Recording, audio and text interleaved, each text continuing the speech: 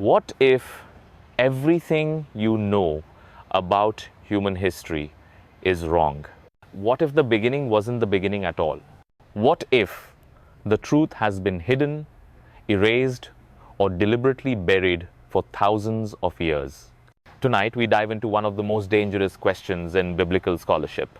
A mystery so forbidden, it threatens not only religion, but the very timeline of humanity itself. Most people believe the story starts with Adam, the garden, the man of dust, the birth of humankind. But what if Adam wasn't the first? What if he was the restart?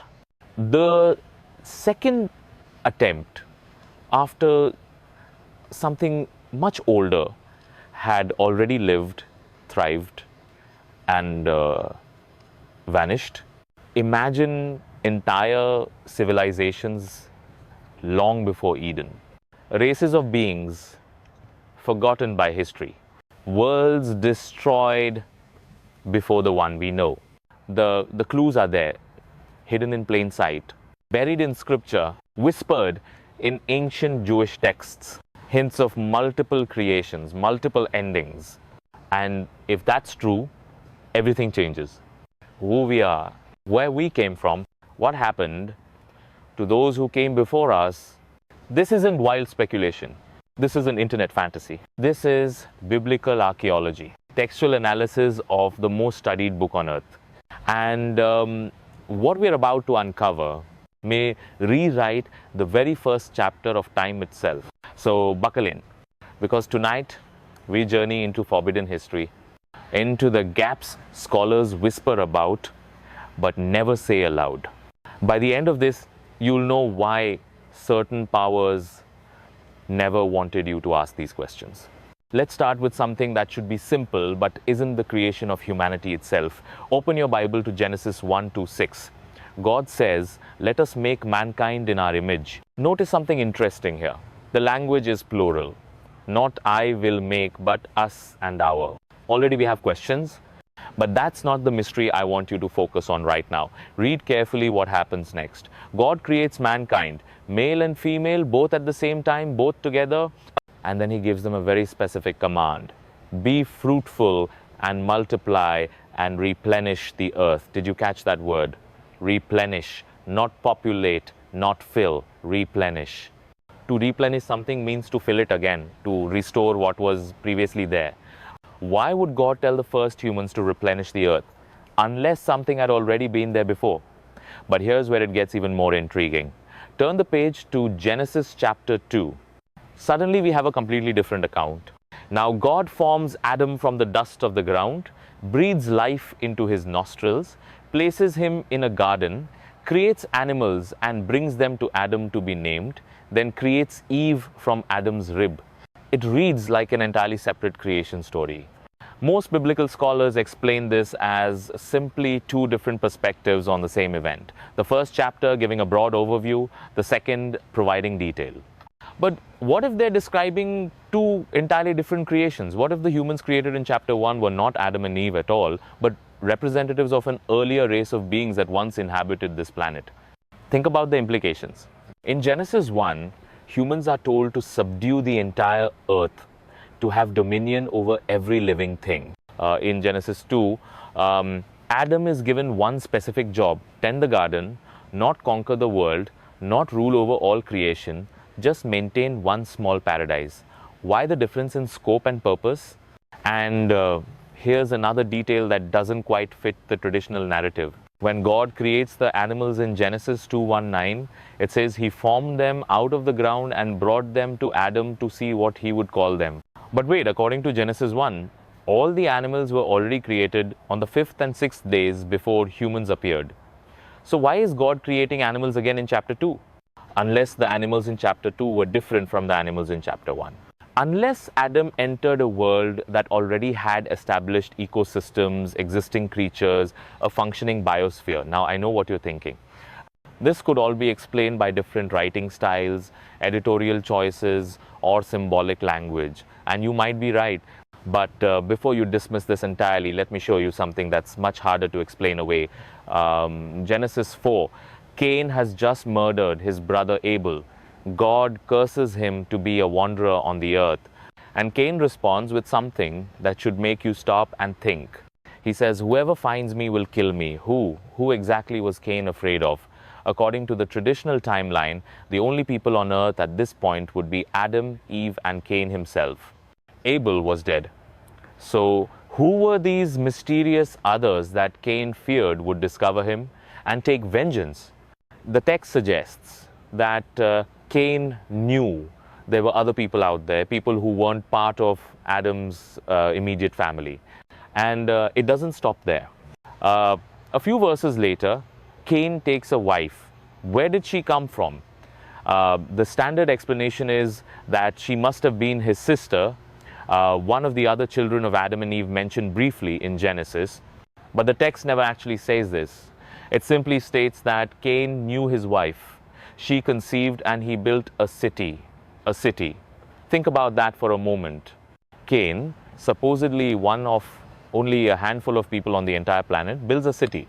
Cities aren't built by individuals, they're built by communities. They require populations, workers, families, social structures. Who exactly was going to live in Cain's city if humanity consisted of just Adam's immediate descendants? These aren't minor textual inconsistencies. These are narrative elements that suggest a world already populated when Adam arrived on the scene. A world with people who existed outside the garden, outside the direct lineage of the man formed from dust. But if you want to see something that will truly challenge your understanding of biblical chronology, you need to look at the book of Jeremiah, chapter 4, A's 23 to 26. The prophet is describing a vision of judgment. And listen carefully to what he sees. He looks at the earth and it is formless and empty. The heavens have no light. The mountains are quaking. There are no people left. But here's the detail that should make your blood run cold. He says, all its towns lay in ruins. Towns, plural, multiple settlements, cities that once thrived but now lay destroyed and abandoned. Many scholars link this imagery directly back to Genesis 1:2, where the earth is described as formless and void. But Jeremiah's vision includes something Genesis doesn't explicitly mention: the ruins of civilizations, the remains of a populated world brought to complete desolation. What if Jeremiah wasn't just describing a future judgment on Israel? What if he was seeing the aftermath of a much earlier catastrophe? A destruction so complete that it left the earth in the exact state described in Genesis 1 verse 2, formless, void, and dark. This brings us to one of the most controversial theories in biblical scholarship. It's called the gap theory, and it suggests that between Genesis 1 verse 1 and Genesis 1 verse 2, enormous periods of time may have passed, potentially millions or billions of years, time enough for entire civilizations to rise and fall, time enough for multiple creations to emerge and be destroyed before Adam ever took his first breath. Consider Isaiah 45:8. It states clearly that God did not create the earth to be empty, but formed it to be inhabited. If this is true, if God's intention was always for the earth to be populated and thriving, then why does Genesis 1 to 2 describe it as waste and void? What happened between the initial creation and the condition that required restoration? The gap theory proposes that something catastrophic occurred, something so devastating that it reduced a once thriving planet to chaos and darkness. And that the 6 days of creation described in Genesis weren't the beginning of everything, but rather a recreation, a restoration of a world that had been lost. What could cause such complete destruction? Here's where the story takes an even darker turn. Turn to Ezekiel chapter 28. The prophet is addressing the king of Tyre, but the language quickly becomes supernatural, describing a being who was in Eden, the garden of God, who was perfect in his ways from the day he was created until iniquity was found in him. Most biblical scholars agree this passage is ultimately describing Satan, the fallen angel who would later appear as the serpent in Adam's garden. But notice something crucial. This being was already fallen, already corrupt, already engaged in violence and pride before Adam's creation. The text suggests that Satan's rebellion and fall preceded the Genesis account of human creation. What if Satan's rebellion wasn't just a spiritual event, but a physical catastrophe? What if his fall from grace coincided with the destruction of whatever world existed before Adam? What if the formless and void condition of Genesis 1 verse 2 was the aftermath of a cosmic war, a judgment so complete that it necessitated starting over? This would explain why Satan appears in the garden as an already corrupted being. He wasn't some innocent angel who happened to fall during Adam's lifetime. He was a rebel who had already brought destruction to a previous creation and was now infiltrating the new world that God was establishing. But if this sounds too speculative, too dependent on reading between the lines of scripture, let me introduce you to sources that are far more explicit about these possibilities. Ancient Jewish texts that have preserved traditions and teachings that go back thousands of years. Texts that speak openly about multiple worlds, repeated creations, and divine experiments that preceded our current reality. The Jewish Talmud, one of the most important collections of rabbinical teachings and interpretations, contains passages that directly address the concept of Adamic worlds. These aren't obscure, mystical texts hidden in forgotten libraries. These are foundational documents of Jewish scholarship studied and debated by generations of religious authorities.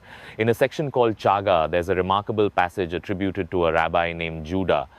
He teaches that God created worlds and destroyed them repeatedly until he finally created our current world and declared, "This pleases me." The previous worlds, according to this tradition, were destroyed because they did not meet God's standards or purposes. Think about the implications of this teaching. It suggests that our universe, our earth, our reality is not God's first attempt at creation.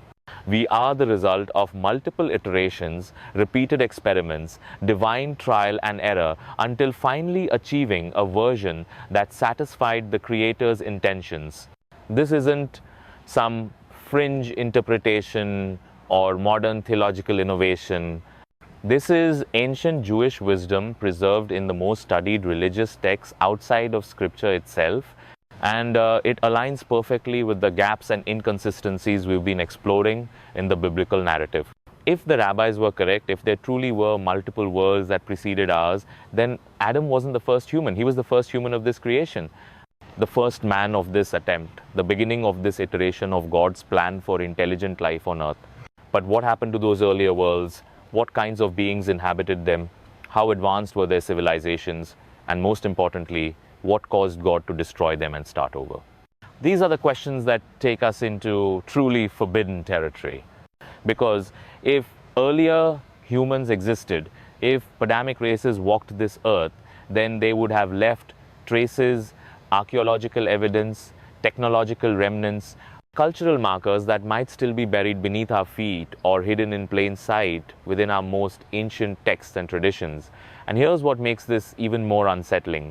If these earlier beings achieved high levels of civilization, if they possessed knowledge and capabilities that rivaled or exceeded our own, then their destruction becomes a warning, a cautionary tale about the consequences of whatever choices led to their annihilation.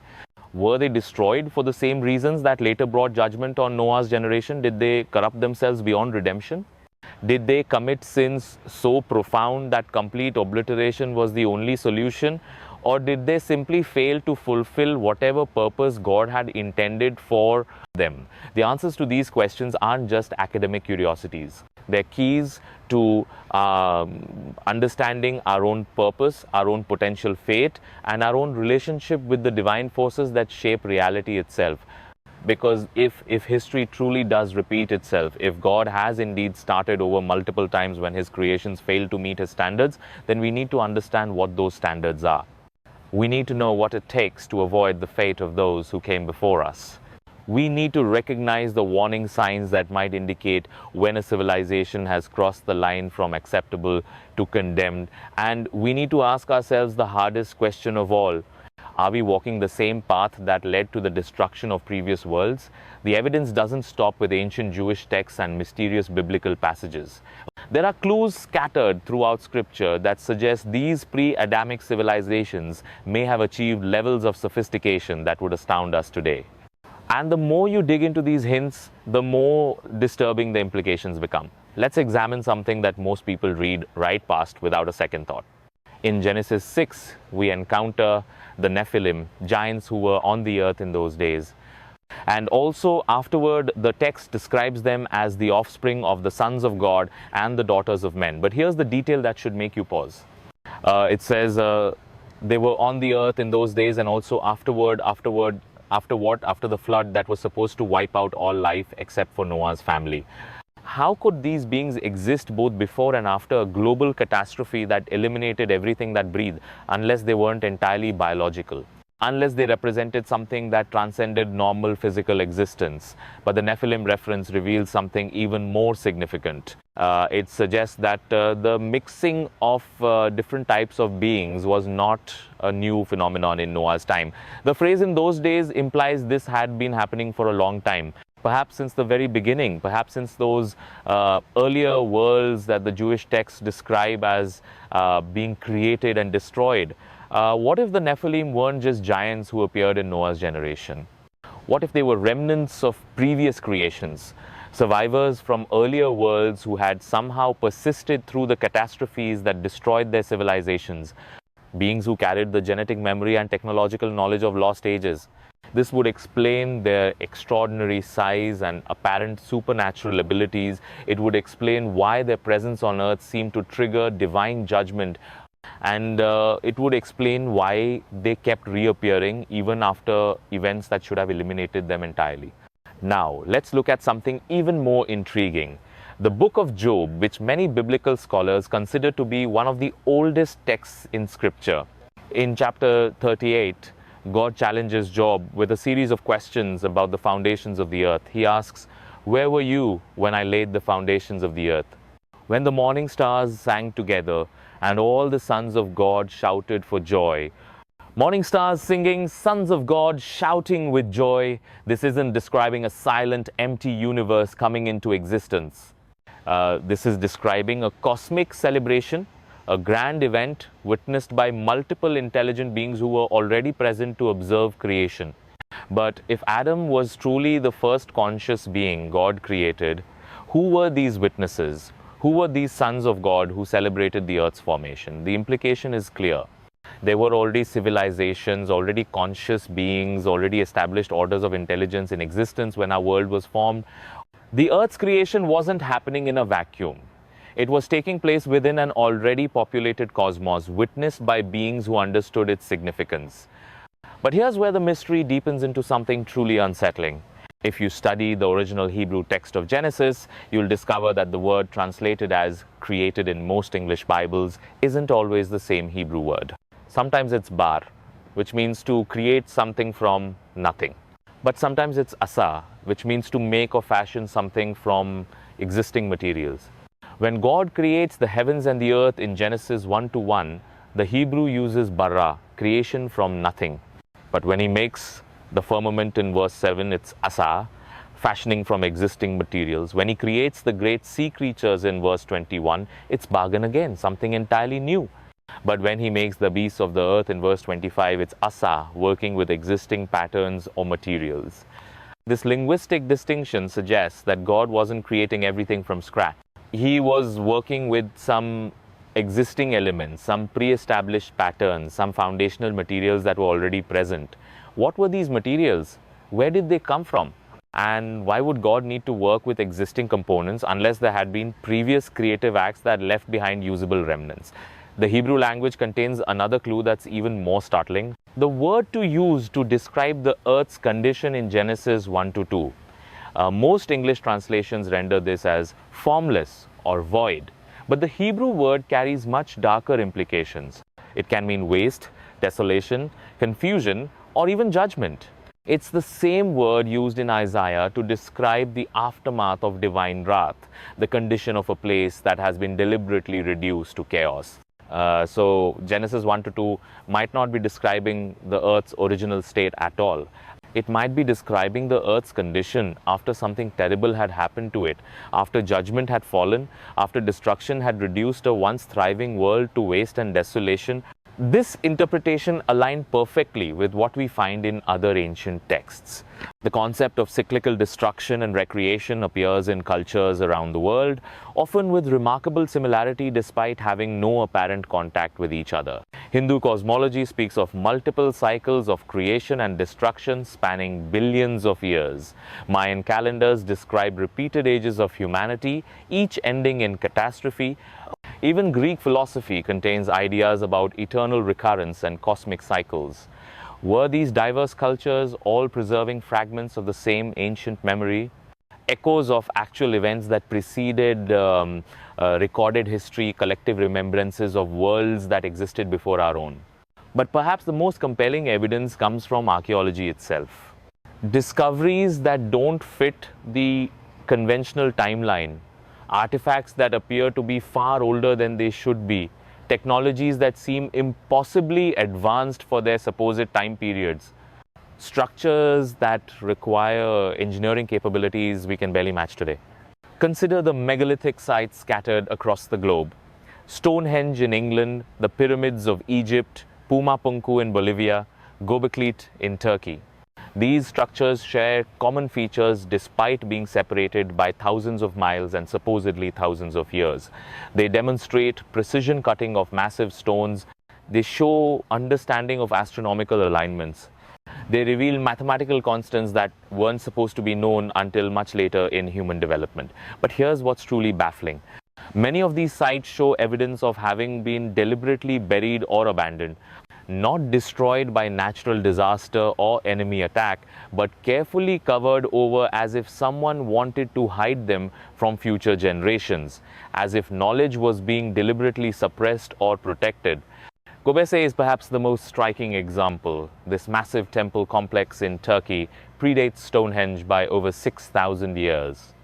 It contains intricately carved pillars depicting animals, symbols, and humanoid figures with capabilities far beyond what hunter-gatherer societies should have possessed.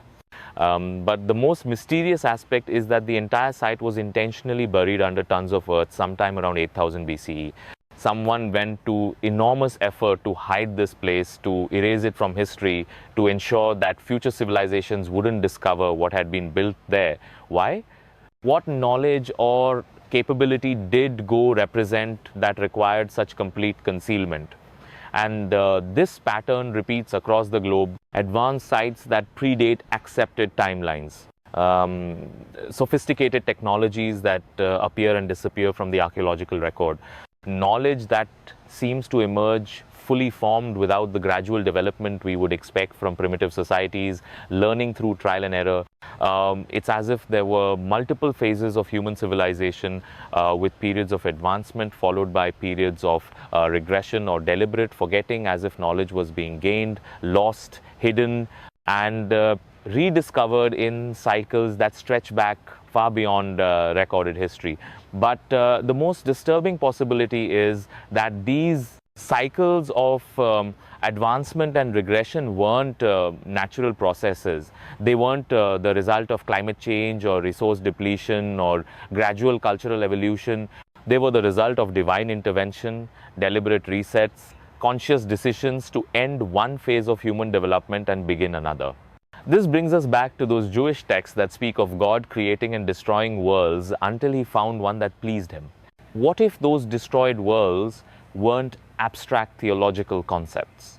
What if they were actual civilizations, actual human societies that had achieved high levels of development but had somehow failed to meet God's standards?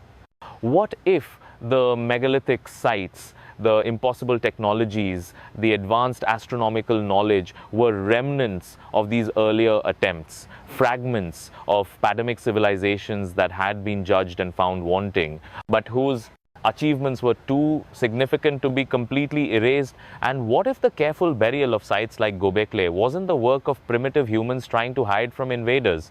What if it was the work of survivors from earlier worlds, preserving knowledge for future generations while ensuring it remained hidden until humanity was ready to handle it responsibly? This would explain why so many ancient texts contain warnings about forbidden knowledge, why certain types of wisdom were considered dangerous, why various cultures developed taboos against seeking power that rightfully belonged to the gods, because they remembered. They carried genetic or cultural memories of what had happened to previous civilizations that had overreached, that had crossed lines they weren't supposed to cross. The Book of Enoch, though not included in the biblical canon, preserves traditions that may date back to these earliest times. It describes the Watchers, angelic beings who descended to earth and taught humans various arts and sciences. Metalwork, astronomy, cosmetics, weapon making, sorcery, knowledge that accelerated human development but also led to corruption and violence. According to Enoch, this forbidden knowledge transfer was one of the primary reasons for the flood judgment. In Noah's time, humanity had been given capabilities they weren't mature enough to handle responsibly. They had used divine knowledge for selfish and destructive purposes. And so the world had to be cleansed and started over with a smaller, more manageable population. But what if Noah's flood wasn't the first such reset? What if it was simply the most recent in a series of divine interventions designed to prevent human civilization from reaching dangerous levels of capability? What if there had been multiple floods, multiple catastrophes, multiple new beginnings throughout prehistory? This would explain the flood traditions that exist in cultures around the world. Not just the biblical account, but Mesopotamian flood stories, Greek myths about deluges, Hindu tales of cosmic dissolutions, Native American legends of great waters that cleanse the earth. These weren't all describing the same event. They were preserving memories of different resets, different interventions, different moments when divine judgment had wiped the slate clean. And if this pattern is real, if God truly has intervened multiple times to prevent human civilization from crossing certain thresholds, then we need to ask ourselves a crucial question. What are those thresholds? What lines must not be crossed? What capabilities or knowledge or behaviors trigger divine intervention? Because if we are currently approaching those same danger zones, if our modern civilization is beginning to exhibit the same characteristics that led to the destruction of previous worlds, then we may be living in the final phase of another cycle. We may be witnesses to the build-up toward another reset. Look around at our current world. We're developing artificial intelligence that may soon exceed human capability. We're manipulating genetic codes in ways that could fundamentally alter what it means to be human. We're creating weapons that could destroy all life on the planet. We're reaching into space, seeking to spread human influence beyond Earth itself. Are these the same types of developments that characterize previous civilizations before their destruction? Are we repeating patterns that have played out before in worlds that existed long before Adam drew his first breath in Eden? The biblical text gives us clues about what triggers divine judgment. Violence that fills the earth, corruption of human nature, the mixing of different orders of beings in ways that violate natural boundaries, the pursuit of godlike power and knowledge without the wisdom or moral foundation to use it responsibly. Sound familiar? Because if you look honestly at our current trajectory, we seem to be checking off every box on that list. We've created weapons that make the violence of previous eras look primitive. We're experimenting with human enhancement technologies that blur the lines between natural and artificial. We're pursuing capabilities that would have seemed godlike to previous generations. But we're doing so without any corresponding development in wisdom or moral restraint. If the pattern holds, if history truly does repeat itself on these cosmic scales, then we may be living through the final chapters of this iteration of human civilization. We may be approaching another moment when divine judgment determines that the current world has failed to meet its intended purpose and needs to be reset once again. But here's what makes this possibility even more chilling. If we are indeed living in the end times of another cycle, then the next reset might not involve a flood or natural disaster. It might involve something far more sophisticated, far more targeted, far more terrifying in its precision and scope, because each iteration of human civilization has been more advanced than the last. Each reset has had to deal with more sophisticated technologies, more complex social structures, more deeply embedded systems of corruption and rebellion. The next intervention, if it comes, will need to be proportionally more comprehensive than anything that has come before. And that brings us to perhaps the most disturbing possibility of all. What if the end times prophecies in biblical text aren't describing the final end of everything? What if they're describing the end of this particular iteration of human civilization, followed by yet another new beginning with yet another attempt to create beings who can fulfill God's ultimate purpose? What if Adam wasn't the first and we aren't the last? What if the answer to that question lies in something so obvious that we've all missed it? Something hidden in the very structure of time itself, in the calendars we use, in the ages we count, in the chronologies that scholars have spent centuries trying to decode. Because here's where this investigation takes a turn that might shake you to your core. The biblical text doesn't just hint at pre-Adamic worlds through mysterious gaps and strange inconsistencies. It actually gives us a mathematical framework that suggests vast periods of time, enormous ages, cosmic cycles that dwarf our conventional understanding of history. Look at the genealogies in Genesis. Adam lived 930 years. Seth lived 912 years. Enosh lived 95 years. These aren't just impressive lifespans. They're clues to something much deeper. Because if you study the patterns, if you trace the mathematics, if you follow the numerical sequences, you begin to see that these ages aren't random. They're structured. They're part of a system, and that system points to periods of time so vast, so incomprehensibly long, that they could easily accommodate multiple civilizations, multiple creations, multiple attempts at human development spanning millions or even billions of years. But to understand this, you need to know something that most people have never been taught. The Hebrew calendar doesn't work the same way our modern calendar works. It's not just counting days and years in a linear progression from some arbitrary starting point. It's tracking cosmic cycles, divine ages, periods of creation and recreation that operate on scales we can barely imagine. Ancient Jewish scholars developed something called the Shemitah cycle. 7 years of normal activity followed by 1 year of rest. But this pattern doesn't stop at agriculture. It extends upward through increasingly vast time periods. 7 Shemitah cycles create a jubilee. 7 jubilees create a larger cycle. 7 of those create an even larger one. And this continues upward through what they call the Great Jubilee. Periods of time spanning hundreds of thousands of years. But even that isn't the end. Because according to some traditions, the Great Jubilee itself is just one small component in an even grander cycle, the cosmic year. A period so long that it encompasses the rise and fall of entire universes, entire iterations of creation itself. Think about what this means. If the ancient Hebrew scholars were preserving accurate information about the true structure of cosmic time, then the 6,000 years of recorded human history that we're familiar with is nothing. It's a brief moment in cycles that span geological ages. And within those vast cycles, there would be room for countless civilizations to rise and fall. Room for the Padamic worlds described in Jewish texts. Room for the advanced societies that built the megalithic sites. Room for the beings who possess the knowledge that had to be deliberately hidden or destroyed. But here's what makes this even more significant. These time cycles aren't just abstract theological concepts. They align with discoveries in modern science that suggest the Earth itself has gone through multiple phases of development, multiple periods of dramatic change, multiple episodes of mass extinction and renewal. Geologists have identified at least 5 major extinction events in Earth's history. Moments when the vast majority of life was wiped out, followed by periods of rapid diversification and the emergence of entirely new forms of biological complexity.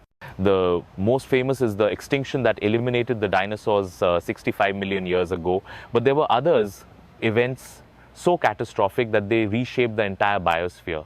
What if these scientific discoveries aren't separate from the biblical account of multiple creations and destructions?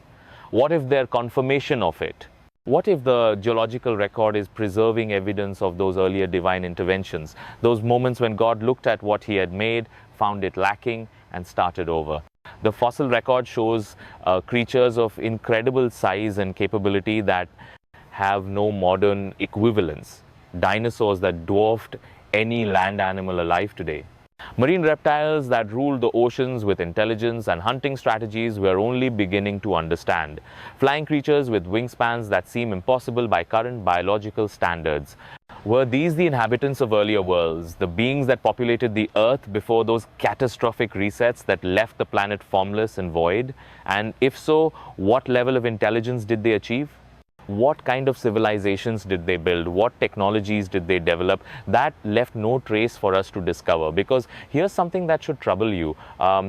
We assume that intelligence and civilization require human-like forms. We assume that only creatures similar to ourselves could develop technology, build structures, create complex societies. But what if that assumption is completely wrong? What if intelligence took radically different forms in earlier worlds? What if consciousness could inhabit bodies and biological systems that we would never recognize as capable of advanced thought? What if the beings that preceded us achieved levels of capability that operated on entirely different principles than anything we understand? This would explain why we find no clear archaeological evidence of pre-human civilizations. We're looking for human artifacts, human building techniques, human technologies. But what if the earlier inhabitants of Earth built with living materials that decomposed without trace? What if they used organic technologies that left no permanent residue? What if their entire approach to civilization was so different from ours that their achievements are invisible to our methods of investigation? The book of Job hints at this possibility. When God challenges Job about foundations of creation, he mentions creatures like Behemoth and Leviathan, beings of such size and power that they seem mythological to us. But the text describes them as real, as examples of God's creative capability that Job should recognize and respect. What if Behemoth and Leviathan weren't just large animals, but representatives of entire orders of creation that once dominated the earth? What if they possessed intelligence and capabilities that made them the apex civilizations of their time? And what if their destruction was so complete that only fragments of memory remain, preserved in texts like Job as warnings about the fate that awaits any creation that fails to fulfill its divine purpose? But there's another possibility that's even more disturbing. What if some remnants of these earlier worlds didn't disappear completely? What if fragments survived the great destructions, hiding in remote places, adapting to change conditions, waiting for opportunities to re-emerge? The Bible speaks of creatures that don't fit normal biological categories, angels that can take physical form, demons that inhabit bodies, spirits that influence human behavior, the Nephilim that appeared both before and after the flood, beings that seem to exist partially in our physical reality and partially in dimensions we can't perceive. What if these entities aren't supernatural in the way we typically understand that term? What if they're survivors from earlier creations? Beings who learn to exist in ways that transcend the physical limitations that bound their original forms? Consciousness that adapted to survive the destruction of their worlds by becoming something else entirely?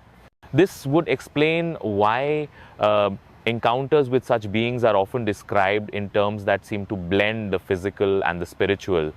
Why they appear to have capabilities that exceed normal biological limits, why they seem to possess knowledge about cosmic history that humans shouldn't have access to, and why their influence on human civilization tends to accelerate development in directions that historically lead to judgment and destruction.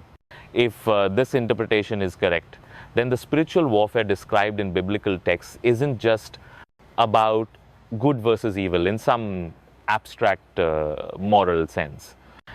It's about the ongoing conflict between the current iteration of creation and the remnants of previous failed iterations.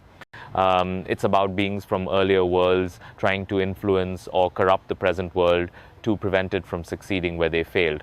And that brings us to perhaps the most chilling realization of all. If we are indeed living in one of many attempts at creation, if our civilization is just the latest experiment in a long series of divine trials, then we're not just facing the possibility of judgment and destruction. We are facing the possibility of replacement, because each iteration has been more sophisticated than the last. Each new creation has started with the lessons learned from previous failures. And if we fail, if we follow the same path that led earlier civilizations to destruction, then whatever comes after us will be designed to avoid our specific weaknesses and limitations. Look at the progression described in biblical text. The first humans in Genesis 1 were created simultaneously, male and female, together with dominion over the entire earth. But they apparently failed somehow, because we get Adam in Genesis 2 created individually, placed in a limited environment, given specific restrictions and boundaries. After Adam's failure in the garden, we get Noah's generation, survivors of a judgment that wiped out the previous world. After Noah's descendants fail at Babel, we get Abraham, chosen from among the nations to establish a covenant people with specific laws and obligations. Each iteration is more constrained than the last. Each new beginning involves tighter controls, more specific guidance, clearer boundaries about what is and isn't acceptable. Because each failure teaches valuable lessons about what goes wrong when intelligent beings are given too much freedom without sufficient wisdom or moral foundation. So what comes after us? If our current civilization follows the historical pattern and faces judgment for the same types of failures that destroyed previous worlds, what will the next iteration look like? It might be beings created with built-in limitations that prevent them from developing the technologies that make destruction possible. It might be consciousness that's designed to be inherently cooperative rather than competitive. It might be intelligence that's hardwired to seek divine approval rather than autonomous achievement.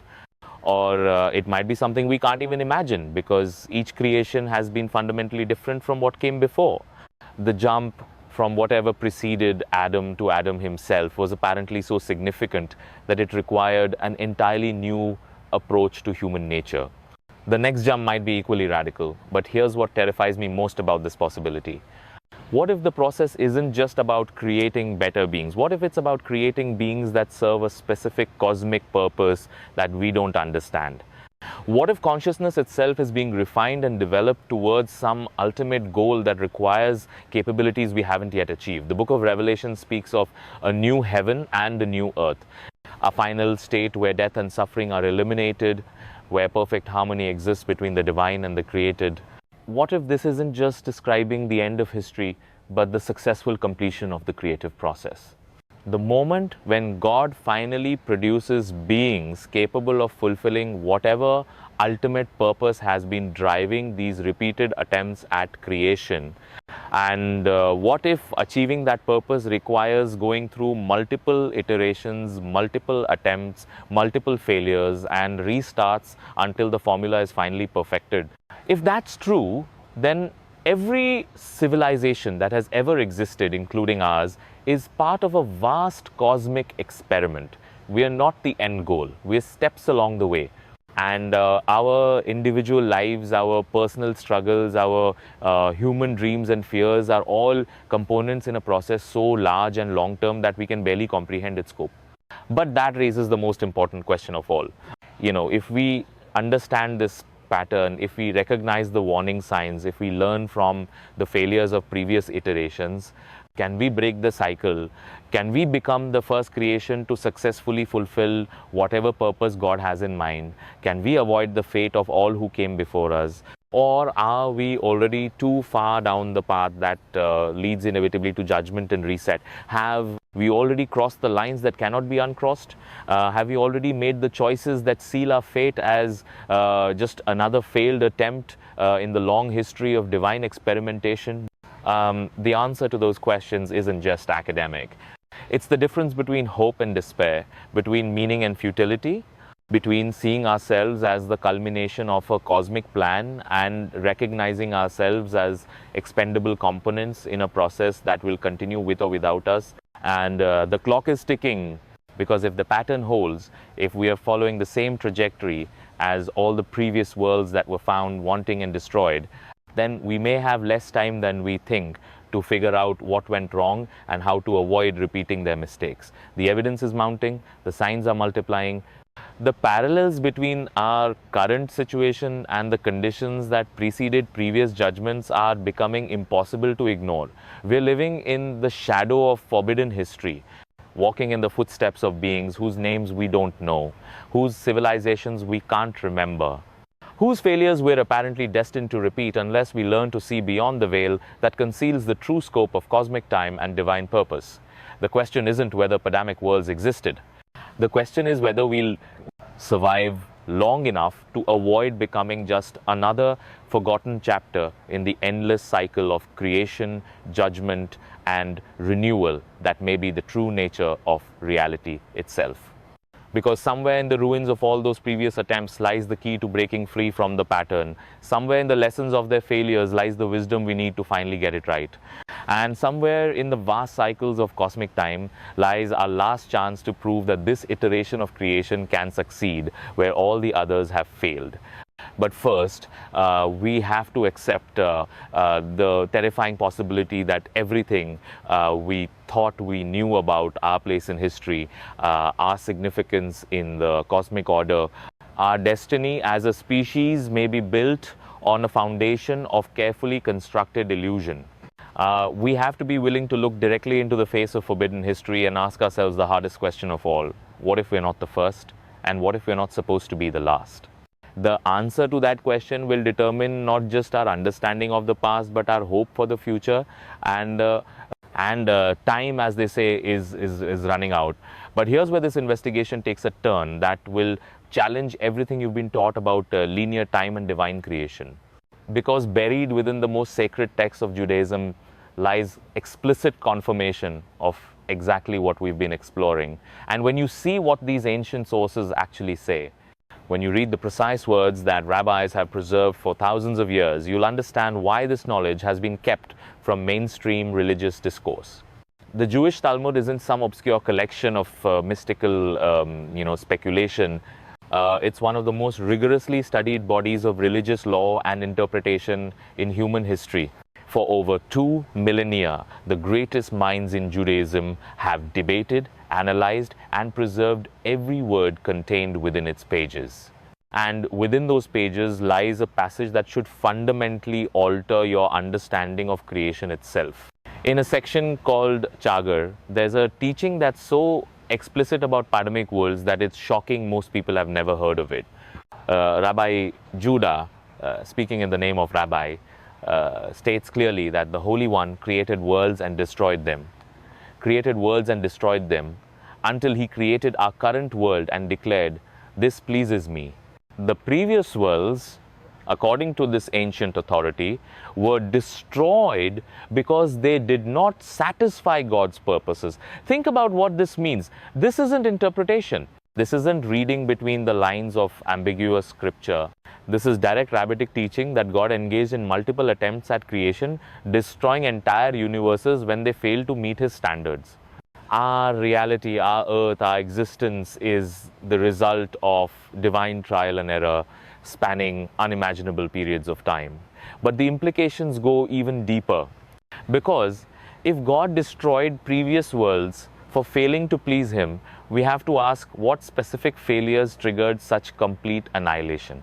What behaviors, what developments, what choices led entire civilizations to be deemed irredeemable and worthy only of total destruction?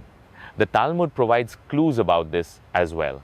It speaks of violence that filled the earth, corruption of natural order, the mixing of different types of beings in ways that violated divine boundaries, the pursuit of knowledge and power without corresponding wisdom or moral restraint. Sound familiar? Look around at our current world. We're witnessing violence on scales that would have been unimaginable to previous generations. We're manipulating the fundamental building blocks of life itself through genetic engineering. We're creating artificial intelligence that may soon exceed human capability. We're developing weapons that could eliminate all life on the planet. We're reaching into space, seeking to spread human influence beyond the boundaries of Earth. Are these the same developments that characterize the worlds God destroyed? Are we repeating the exact patterns that led to previous judgments. Because if the Talmudic teachings are accurate, if God truly has destroyed multiple iterations of creation when they fail to fulfill their purpose, then we may be living through the final phase of another cycle.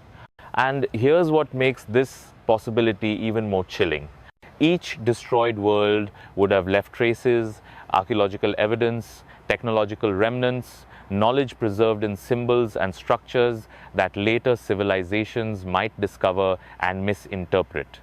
What if the megalithic sites scattered across our planet aren't the products of primitive humans using basic tools? What if they're the surviving monuments of Padamic civilizations that achieved levels of sophistication we are only beginning to understand? Consider Göbekli in Turkey. This massive temple complex predates Stonehenge by over 6,000 years. It contains intricately carved pillars depicting creatures and symbols with precision that hunter-gatherer societies supposedly couldn't achieve.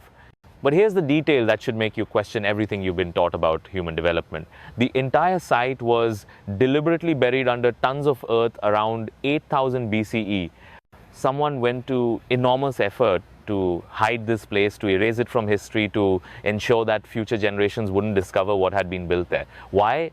What knowledge did Golit represent that required such complete concealment? What capability or wisdom was being deliberately suppressed? This pattern repeats across the globe.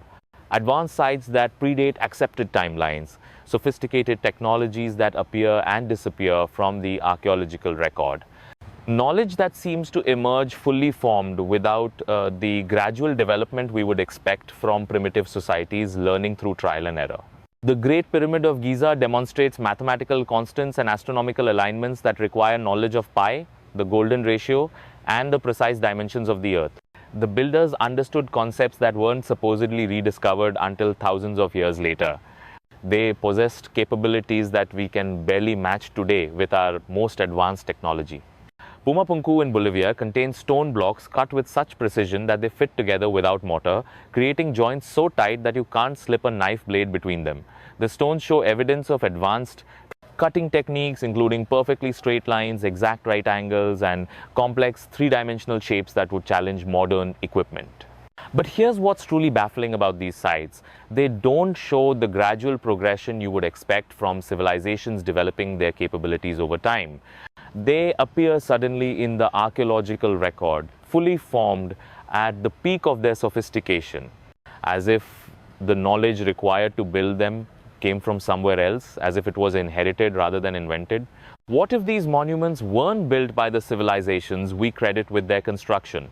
What if they were inherited from earlier inhabitants of Earth? Structures built by pre-Adamic races that survived the destructions described in Jewish texts, remnants of worlds that God found unsatisfactory and eliminated, but whose greatest achievements were too significant to be completely erased.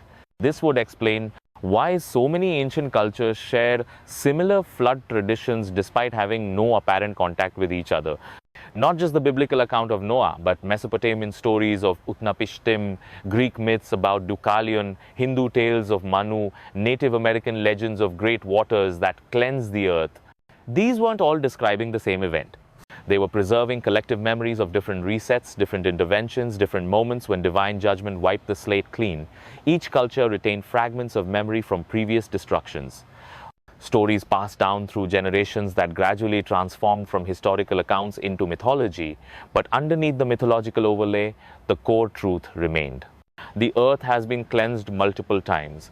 Civilizations have risen and fallen in cycles that stretch back far beyond recorded history, and each cycle appears to have reached higher levels of development before its destruction. The beings described in these flood traditions weren't primitive hunter-gatherers struggling for survival. They were advanced civilizations with capabilities that aroused divine concern. They had achieved levels of knowledge and power that triggered intervention before they could progress further. The Book of Enoch, though not included in the biblical canon, preserves traditions that may date back to these earliest times. It describes the Watchers, angelic beings who descended to earth and taught humans various arts and sciences: metalwork, astronomy, cosmetics, weapon making, sorcery, knowledge that accelerated human development but also led to corruption and violence. According to Enoch, this forbidden knowledge transfer was one of the primary reasons for the flood judgment. Humanity had been given capabilities. They weren't mature enough to handle responsibly. They had used divine knowledge for selfish and destructive purposes. The result was violence that filled the earth and corruption so complete that starting over was the only solution. But what if Noah's flood wasn't the first such intervention? What if it was simply the most recent in a series of divine resets designed to prevent any creation from reaching dangerous thresholds of capability? The Watcher's knowledge transfer may have been just one episode in a much longer pattern of beings from earlier worlds attempting to influence later creations. This brings us to something that should terrify anyone who understands the implications.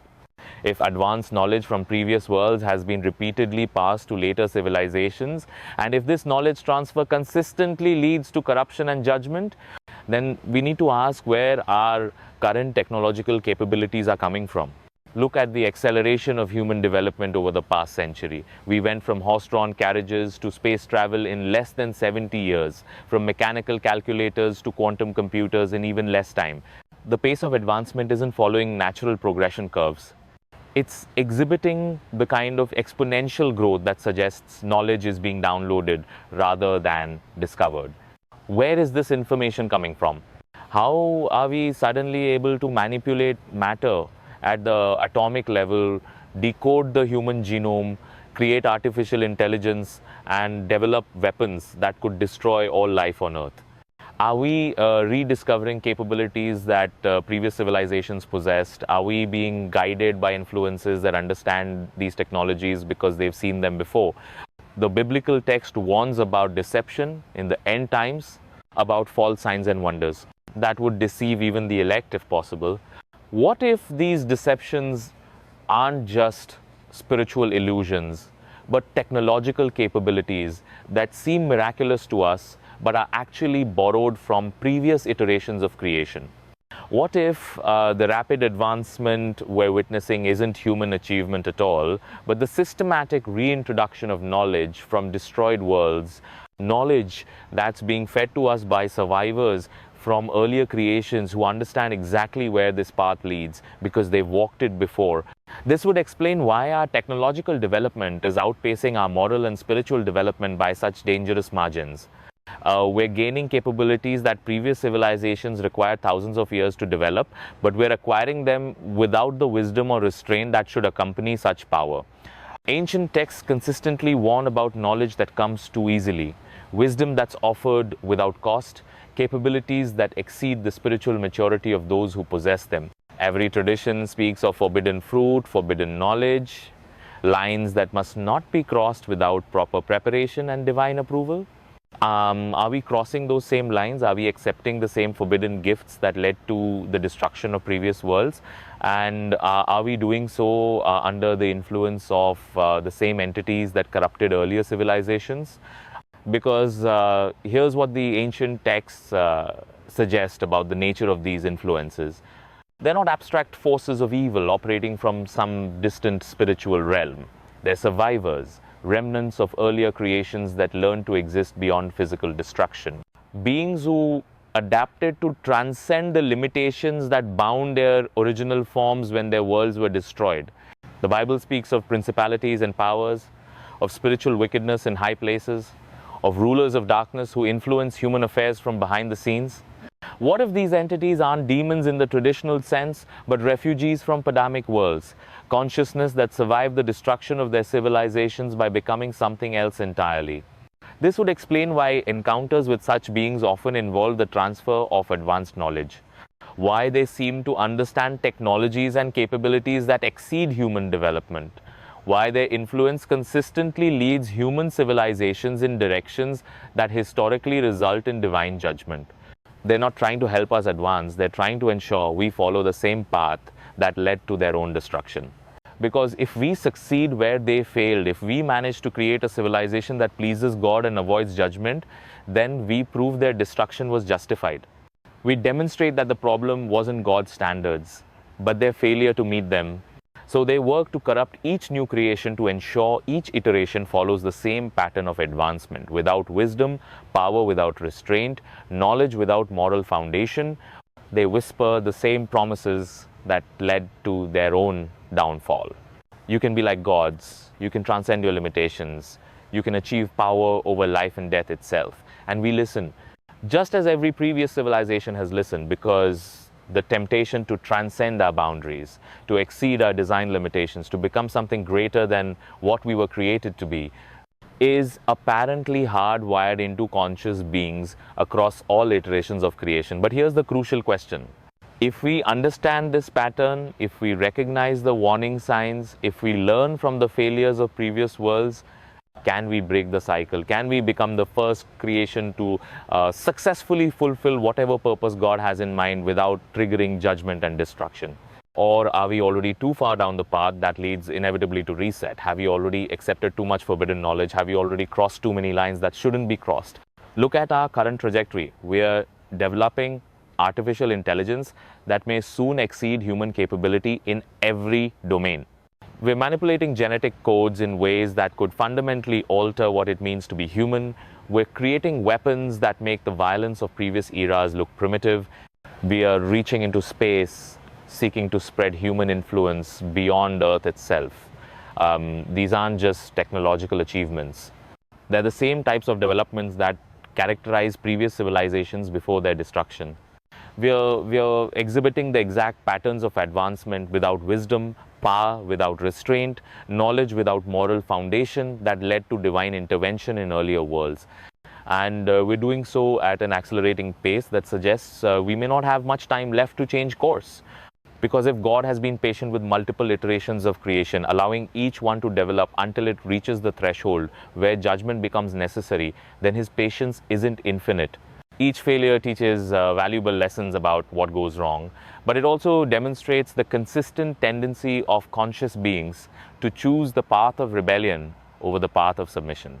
At some point, the experiment may be declared unsuccessful, the pattern may be deemed irredeemable, and the entire process of creation, destruction, and recreation may be abandoned in favor of some completely different approach to achieving whatever cosmic purpose has been driving these repeated attempts. We may be living through the final iteration, the last chance for conscious beings to prove they can fulfill their divine purpose without corrupting themselves beyond redemption. And if we fail, if we follow the same path as all who came before us, there may not be another reset, there may not be another chance. The stakes couldn't be higher, because we're not just facing the possibility of our own destruction, we're facing the possibility that our failure could end the entire cosmic experiment. That our inability to transcend the limitations that destroyed previous worlds could close the door on consciousness itself, achieving whatever ultimate purpose has been driving this vast multi-generational process. But there's still hope, because unlike previous civilizations, we have access to the warnings. We can read the accounts of what happened to earlier worlds. We can study the patterns that led to their destruction. We can recognize the influences that corrupted them and choose to resist those same temptations. The question is whether we have the wisdom and moral courage to turn away from the path we're currently following. Whether we can develop the spiritual maturity to handle the capabilities we've already achieved. Whether we can learn to seek divine approval rather than autonomous power as the ultimate goal of human development. Because the clock is ticking, the signs are multiplying, the parallels between our situation and the conditions that preceded previous judgments are becoming impossible to ignore. We're living in the shadow of forbidden history, walking in the footsteps of beings whose names we don't know, whose civilizations we can barely remember, whose failures we're apparently destined to repeat, unless we learn to see beyond the veil that conceals the true scope of cosmic time and divine purpose. The choice is ours. But the time to make that choice is running out faster than most people realize. And the consequences of choosing wrongly aren't just personal or even civilizational. They're cosmic. They're eternal, and they may be irreversible. Because what if the next reset isn't another chance to get it right? What if it's the final acknowledgement that conscious beings, no matter how many opportunities they're given, will always choose the path that leads to their own destruction? The answer to that question will determine not just our fate, but the fate of consciousness itself in this universe. And that's a responsibility that should humble even the most arrogant among us. Because we're not just living our own lives. We're writing the final chapter in a story that began long before Adam drew his first breath and may end long after the last star burns out. The question is what ending we're going to write and whether anyone will be left to read it when the story is finally complete. The truth becomes even more disturbing when you realize what's been happening right under our noses. Because while we've been debating whether Padamic civilizations could have existed, something far more immediate has been unfolding. Something that connects those ancient mysteries to our present moment in ways that will make your blood run cold. You see, there's a reason why this knowledge has been suppressed for so long. Reason why mainstream archaeology refuses to investigate certain sites. A reason why religious institutions avoid these discussions despite having access to the same ancient texts we've been exploring. Because once you understand the true scope of what we're dealing with, once you grasp the implications of living in a cyclical universe where civilizations rise and fall according to divine judgment, everything changes. Your sense of security disappears, your assumptions about progress and human achievement crumble. Your belief in the permanence of modern civilization becomes a comforting lie you can no longer maintain. And that's when you start noticing the signs, the acceleration, the synchronicities, the way current events seem to be following a script written long ago by those who understand the patterns because they've witnessed them before. Let me show you something that will reshape how you see the world around you. Take out your phone, look at the date. We're living in what we call the 21st century, counting years from what we believe was the birth of Christ.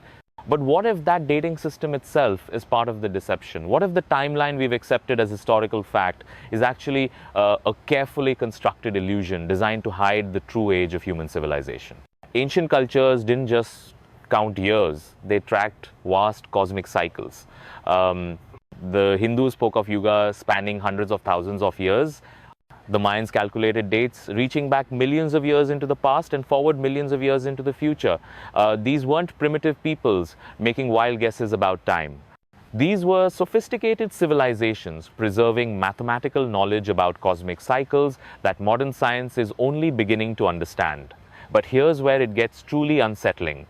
If you study the astronomical alignments of ancient monuments, if you trace the mathematical constants embedded in their construction, if you decode the symbolic languages carved into their stones, you discover something that shouldn't be possible. These structures were built with knowledge of Earth's position in galactic cycles that take 26,000 years to complete. 26,000 years. That's not human knowledge. That's not information you gather through casual observation of the night sky. That's data requiring precise measurement over vast periods of time. Data that could only be accumulated by civilizations that existed long enough to track these massive celestial movements, or data inherited from civilizations that came before. Knowledge passed down from Padamic worlds that had already completed multiple cycles and understood the cosmic rhythms that govern the rise and fall of consciousness on planetary scales. And here's what makes this knowledge terrifying rather than merely fascinating. These cycles aren't just astronomical curiosities. They're operational frameworks, schedules, timeouts for when divine intervention becomes necessary to prevent conscious beings from exceeding their design limitations. Every ancient tradition speaks of ages of gold, silver, bronze, and iron, periods of gradual decline in human capability and moral character.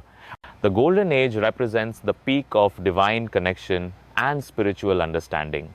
The Iron Age represents the bottom of the cycle when humanity has forgotten its purpose and corrupted itself beyond recognition. According to these traditions, we are currently living in the final phase of the Iron Age, the darkest period of the cycle, when violence, deception, and spiritual blindness reach their maximum intensity. But here's the crucial detail that most people miss.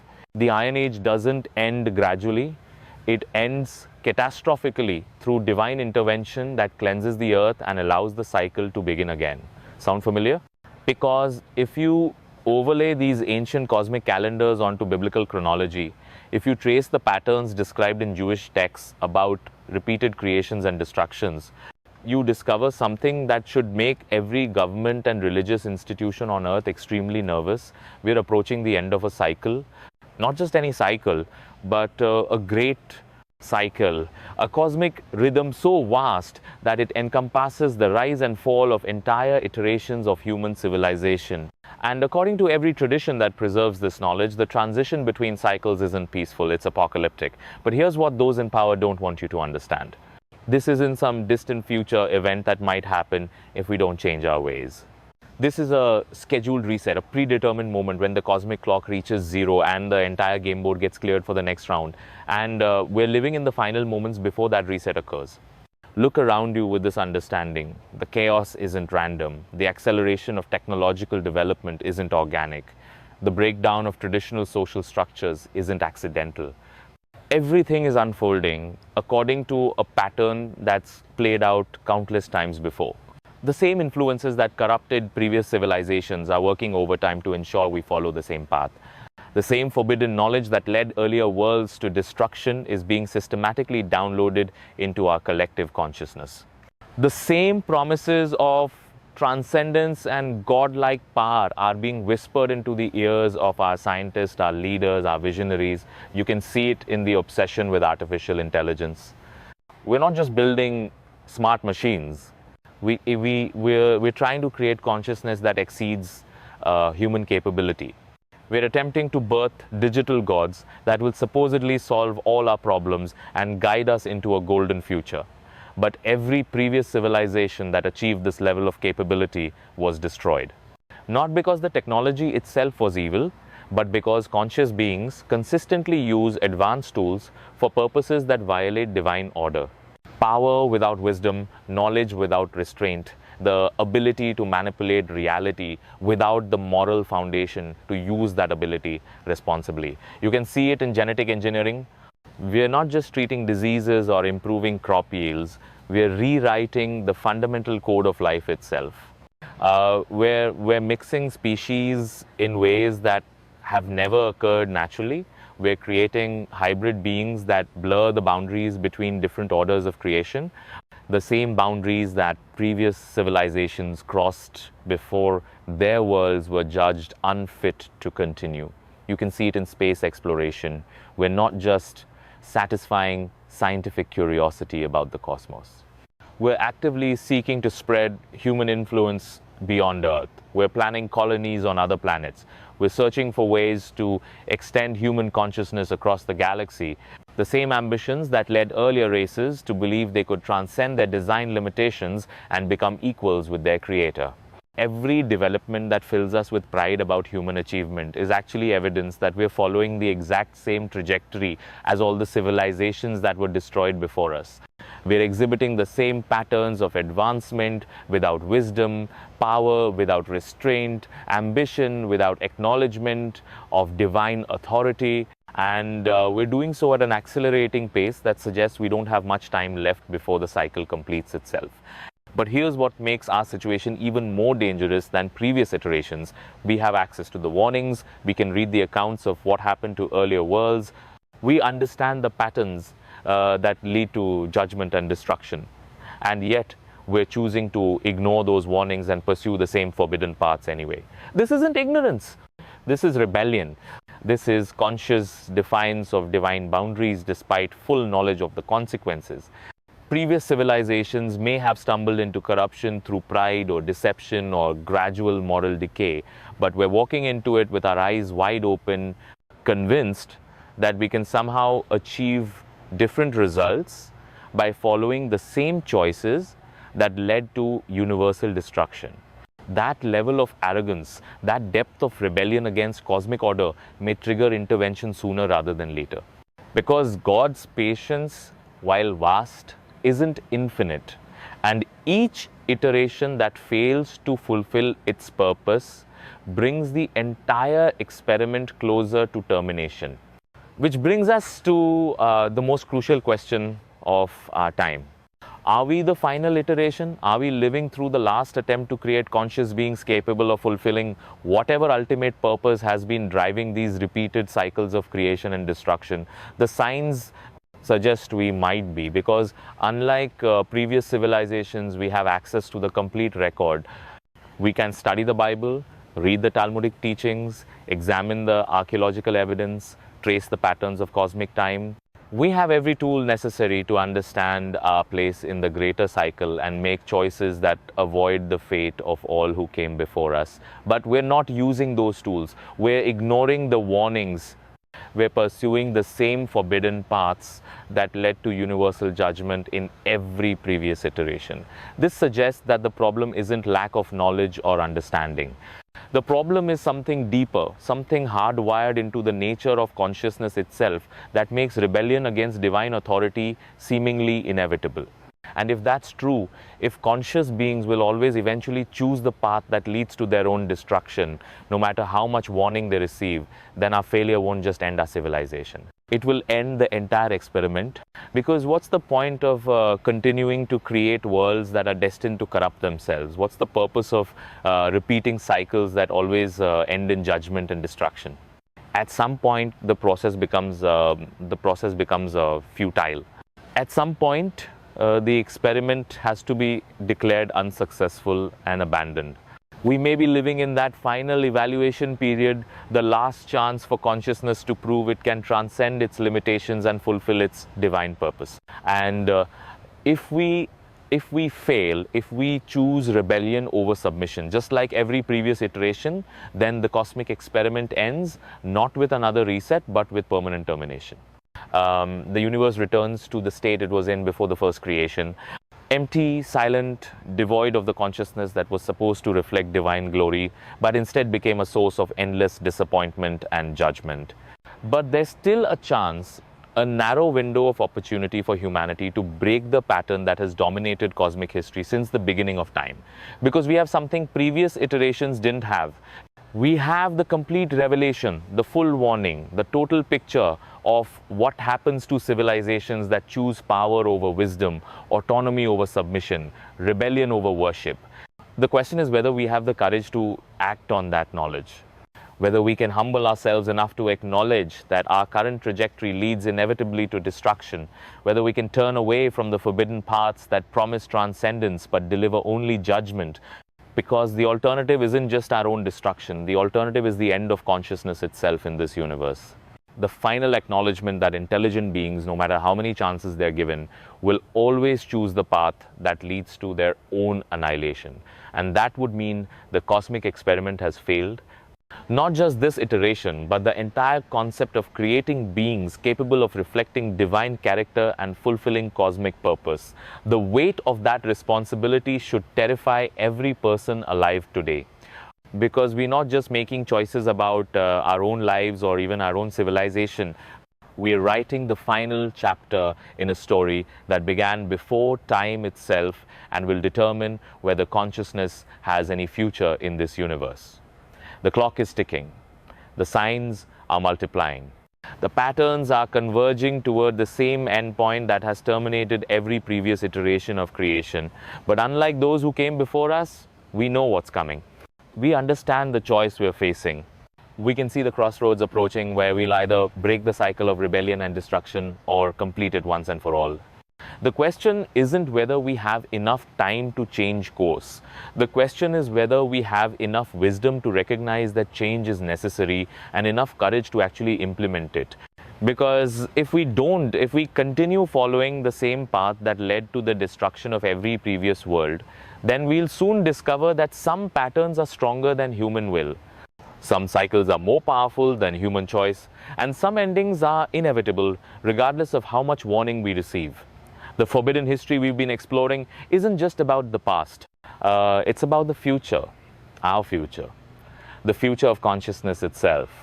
And that future is being written right now in the choices we make, the paths we follow, the boundaries we respect or violate. The story isn't over yet, but the final chapters are being written, and what we choose in these crucial moments will determine not just how this iteration ends, but whether there will ever be another one, because some experiments, once they've failed enough times, are never attempted again, and some opportunities, once they've been squandered, never return. We may be living through humanity's final examination, the last test to determine whether conscious beings can fulfill their cosmic purpose, or whether the entire concept of creating intelligence was a mistake that needs to be permanently corrected. The grade we receive won't just affect us.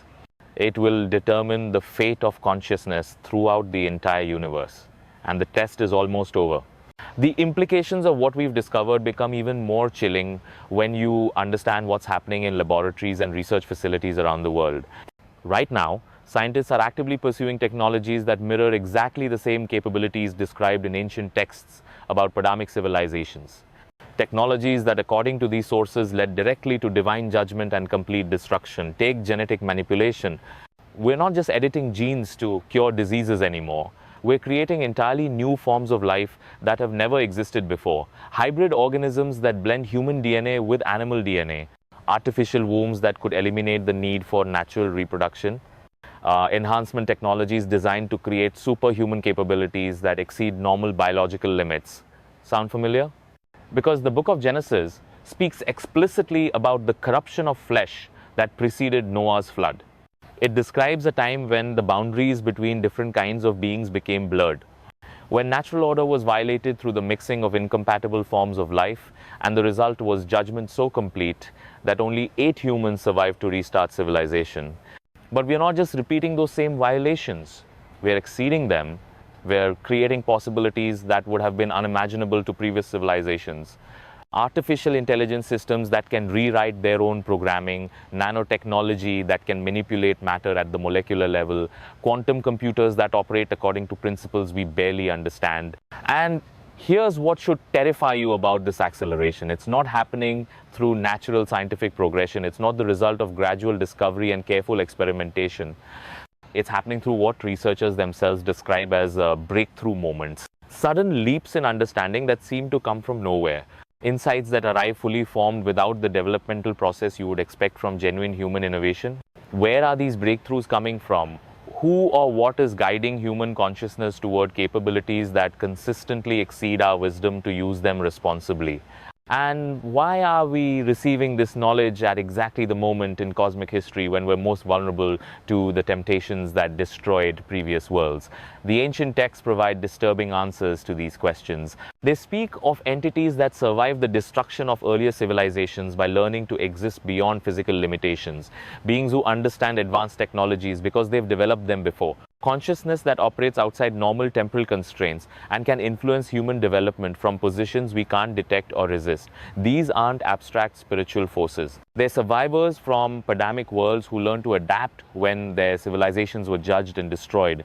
And they have a vested interest in ensuring that every subsequent creation follows the same path that led to their own downfall. Because if we succeed where they failed, if we manage to develop advanced capabilities while maintaining moral restraint and divine submission, then we prove their destruction was justified. We demonstrate that the problem wasn't God's standards, but their rebellion against those standards. So they work to corrupt each new iteration. They whisper the same promises that led to their own judgment. They offer the same forbidden knowledge that resulted in their worlds being destroyed. They guide human development toward the same thresholds that trigger divine intervention. And we accept their guidance because we want to believe we can transcend our limitations. We want to believe we can become like gods without acknowledging the God who created us. We want to believe we can achieve unlimited power without unlimited responsibility. But here's what makes our current situation unprecedented in cosmic history. We have access to the complete warning. We can read exactly what happened to previous civilizations that followed this path. We understand the pattern, we know where it leads, and yet we're choosing to ignore those warnings and pursue the same forbidden developments anyway. Not through ignorance or deception, but through conscious rebellion against cosmic order, despite full knowledge of the consequences. This level of defiance, this depth of arrogance in the face of clear divine warning, may be what finally exhausts God's patience with the entire experiment of creating conscious beings. Because if we can't learn from the complete record of failure, if we can't turn away from paths that we know lead to destruction, then what hope is there for any future iteration? Look at the timeline we are following. We developed nuclear weapons in the 1942nd. We decoded DNA in the 1952nd. We achieved spaceflight in the 1962nd. We created the internet in the 1972nd. We mapped the human genome in the 1992nd.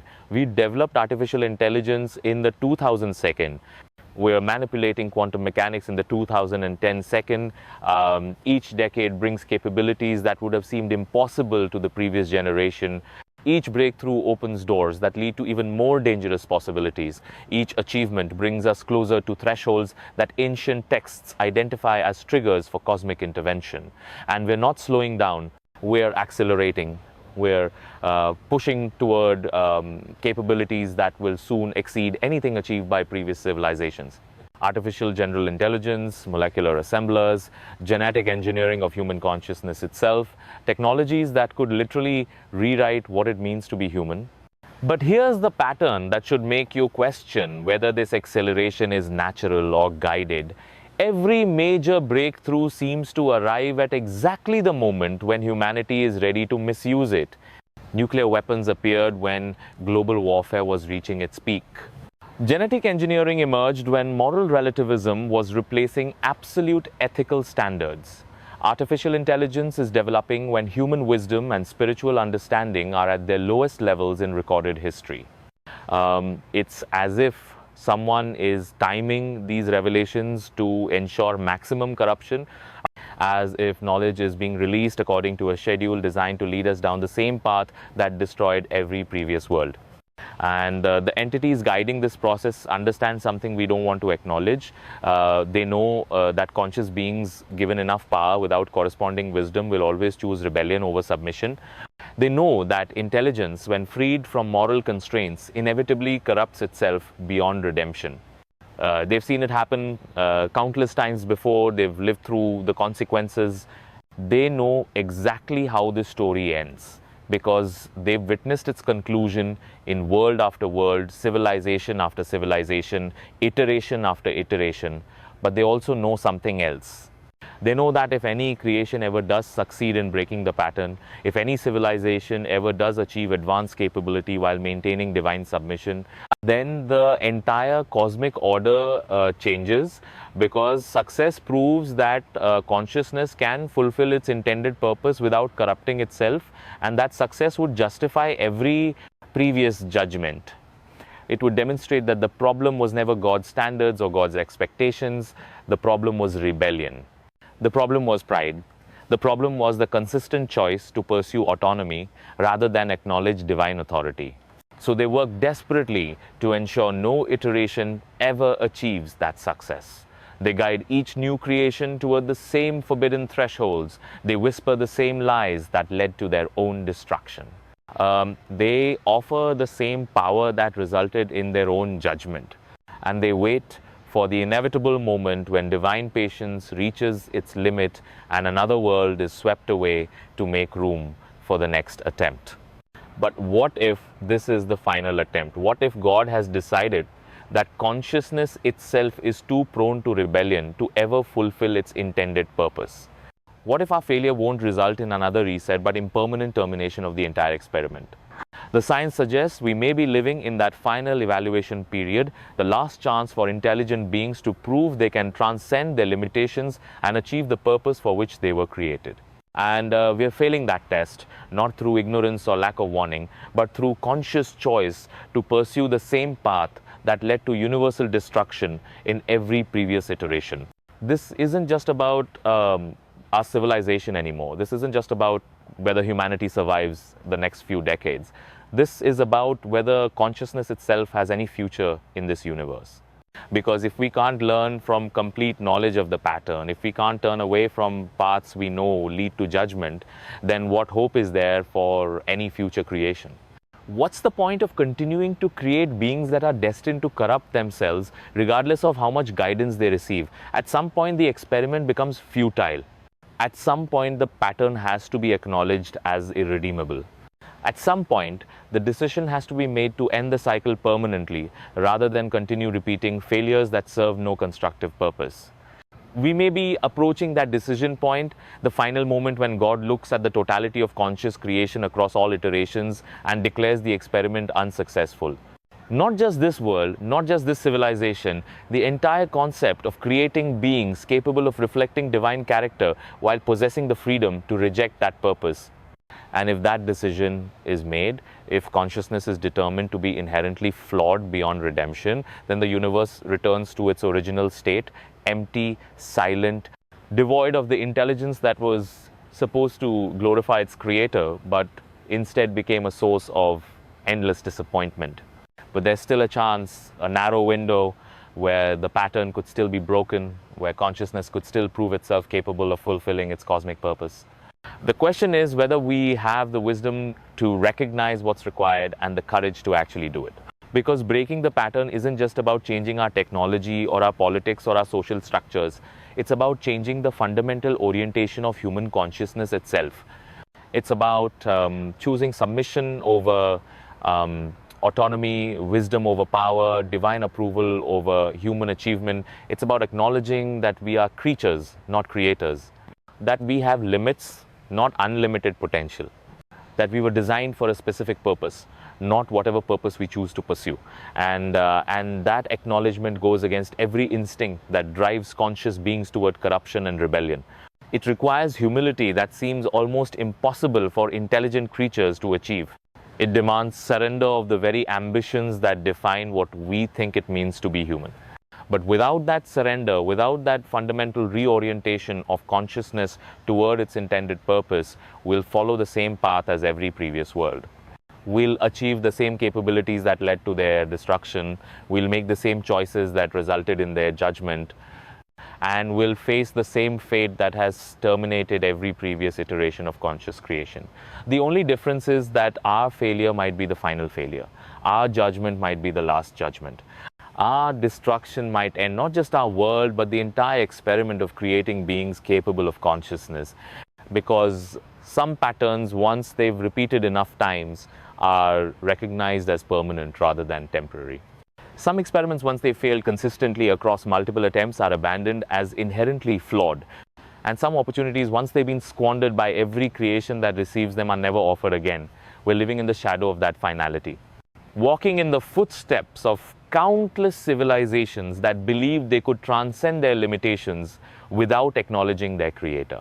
Following the same path that has led to the same destination in every previous iteration of cosmic history.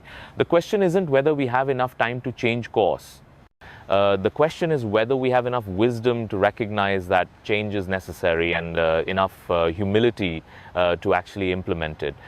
Because the alternative isn't just our destruction. The alternative is the permanent termination of consciousness itself throughout the entire universe. And that weight, that cosmic responsibility should be enough to make even the most arrogant among us pause and consider whether our current path is worth the risk we're taking with the future of intelligence itself. The clock isn't just ticking toward our judgment. It's ticking toward the final judgment, the last evaluation of whether conscious beings can ever fulfill their intended purpose or whether the entire concept was a mistake that needs to be permanently corrected. And we may be the ones who determine which way that evaluation goes, not just for ourselves, but for the future of consciousness throughout all of creation.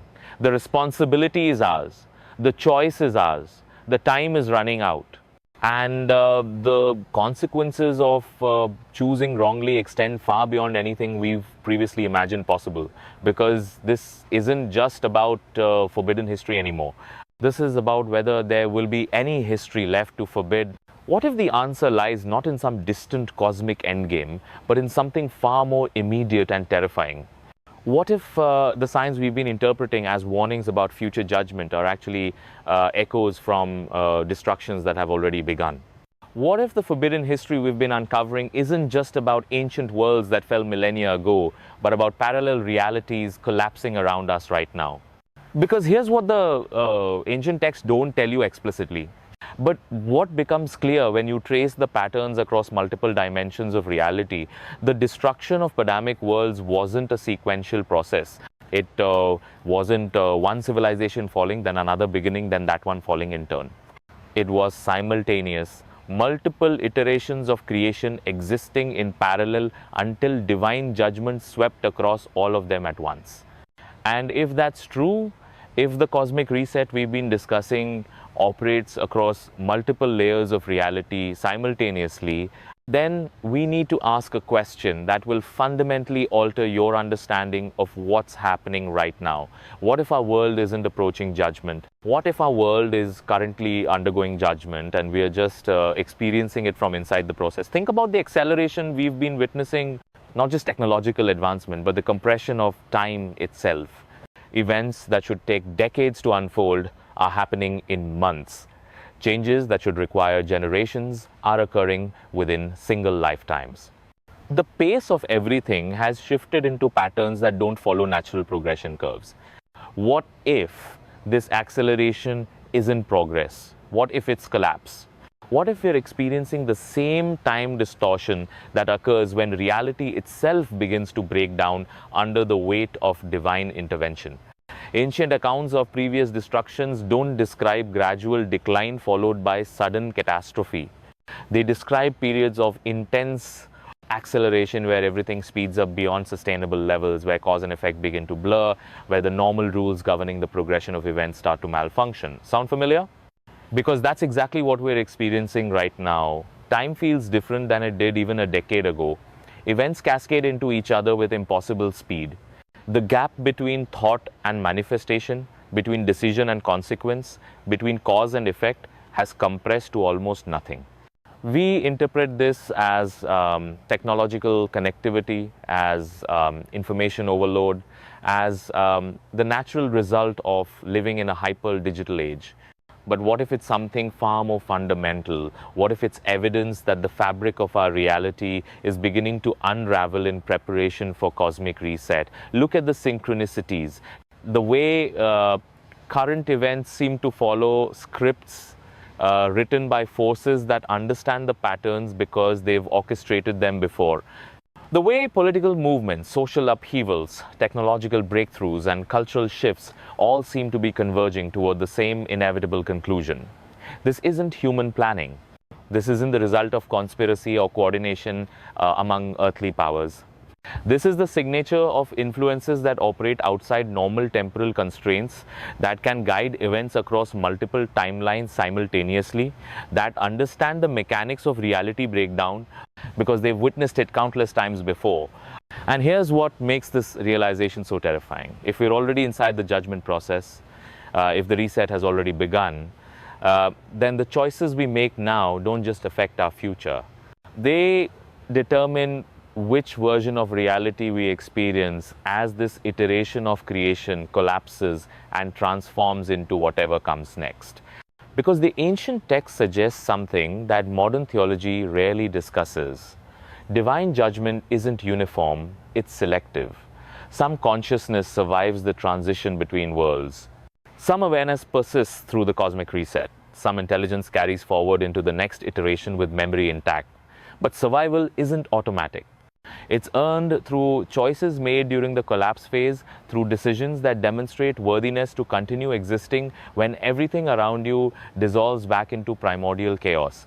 And those choices aren't what you might expect. They're not about moral perfection or religious orthodoxy or following specific behavioral codes. They're about recognition, about acknowledging the true nature of what's happening, about seeing through the illusion of permanence that keeps most consciousness trapped in patterns that lead to termination rather than transcendence. This is why the knowledge has been hidden, why forbidden history has been suppressed, why religious institutions avoid these discussions despite having access to the same ancient sources we've been exploring. Because once you understand what's really happening, once you grasp the true scope of the transformation process, everything changes. Your priorities shift, your attachments loosen. Your fear of death transforms into something else entirely.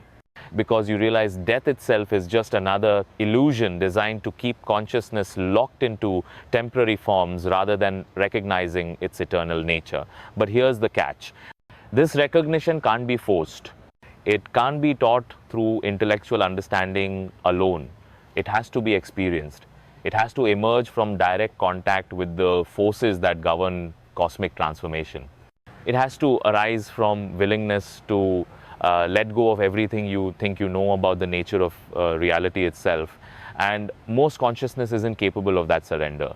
Most intelligence clings to familiar patterns even when those patterns are demonstrably leading toward dissolution. Most awareness chooses comfortable illusions over uncomfortable truths, even when those truths offer the only path to genuine continuity. This is why the pattern repeats. This is why world after world follows the same trajectory toward the same end point. Not because conscious beings are inherently evil, but because they're inherently attached to forms and structures and identities that are temporary by design. The cosmic reset isn't punishment, it's renovation. It's the universe's way of clearing out consciousness that has become too attached to temporary manifestations to recognize its own eternal nature. It's a filtering process that allows only the most adaptable, the most surrendered, the most willing to transcend form to continue existing in the next iteration. But this filtering isn't arbitrary. It's not based on moral worthiness or spiritual achievement or adherence to particular belief systems. It's based on recognition, on the ability to see what's really happening beneath the surface, drama of civilizational collapse and technological acceleration and social upheaval. Can you recognize that your identity is not your body? Can you acknowledge that your consciousness is not dependent on the survival of your current form? Can you accept that everything you've built, everything you've achieved, everything you've accumulated in this lifetime is ultimately temporary scaffolding designed to support your growth towards something more permanent? These aren't philosophical questions. These aren't abstract spiritual concepts. These are practical survival skills for navigating the transition between iterations of cosmic creation. And the window for developing these capabilities is closing faster than most people realize. Because the acceleration isn't just affecting technology and politics and social structures, it's affecting consciousness itself. The compression of time is forcing awareness to evolve at unprecedented speeds. The breakdown of familiar patterns is creating opportunities for transcendence that might not appear again for cosmic ages. We're living through a moment of unprecedented possibility disguised as unprecedented crisis. A time when the normal rules governing the development of consciousness have been temporarily suspended to allow for quantum leaps that would normally require millions of years to achieve. But these opportunities don't wait for those who aren't ready to recognize them. They don't slow down for consciousness that remains attached to dying forms. They flow toward awareness that has already begun the process of letting go of surrendering temporary identities in service of permanent recognition. This is the real test. Not whether humanity can avoid the fate of previous civilizations, but whether individual consciousness can transcend the limitations that keep it trapped in cycles of creation and destruction. Whether awareness can recognize its true nature before the current iteration dissolves completely. And that recognition has to happen now, not someday when conditions are more favorable. Not after you've achieved whatever goals you think you need to accomplish first. Now, in the midst of apparent chaos, while the familiar world dissolves around you and the new world struggles to emerge because the bridge between iterations only remains open for a brief period. The window for conscious transition only stays available while both realities exist simultaneously.